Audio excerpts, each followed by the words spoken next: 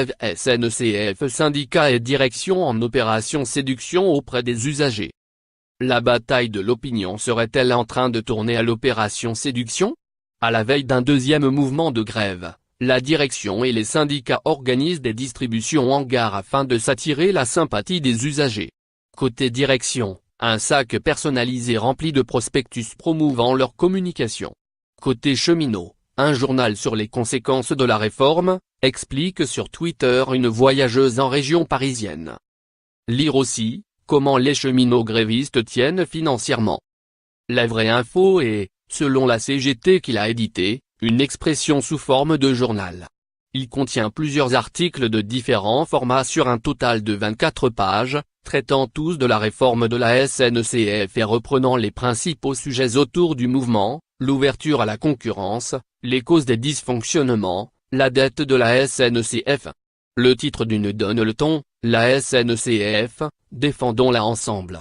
La CGT explique que ce genre d'édition n'a pas vocation à durer. Nous avons simplement sorti ce deuxième numéro à la suite des retours positifs que nous avons eus en septembre, à la sortie du premier.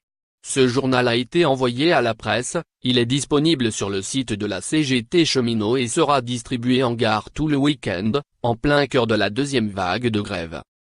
Lire aussi, sondage, les Français opposés à la grève SNCF. Du côté de la SNCF, en plus des points d'information habituels, les usagers reçoivent des supports d'information et de communication, moins spécifiques, mais plus variés. L'inventaire sur le RERC en région parisienne, par exemple, un sac en toile couleur du RERC, décoré de pinceaux, d'outils mécaniques et de plots de signalisation. Plutôt coloré, commente Éléonore sur Twitter. À l'intérieur de ce tote bag on trouve plusieurs tracts, un petit catalogue, un marque-page recto verso qui traite des moyens pour se tenir informé, agents, affichage en gare et fliés, blog, site, appli, dièse sur Twitter. Bref, toute une ribambelle de supports pour tenir informés les voyageurs et véhiculer la communication de la SNCF, notamment sur les travaux à venir et les réussites de 2017 en région parisienne. Sur son site internet, la SNCF semble décidée à délivrer une information accessible et pédagogique à ses utilisateurs pendant les jours de grève. Par exemple, grâce à la diffusion de ces petits clips explicatifs.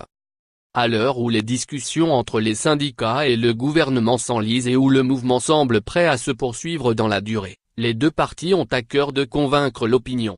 D'un côté, l'analyse sur les réseaux sociaux réalisée par Dansu Consulting montre que la mobilisation des pro-cheminots est la plus importante avec près de 190 000 messages estampillés je soutiens la grève de cheminots et je soutiens le cheminot posté.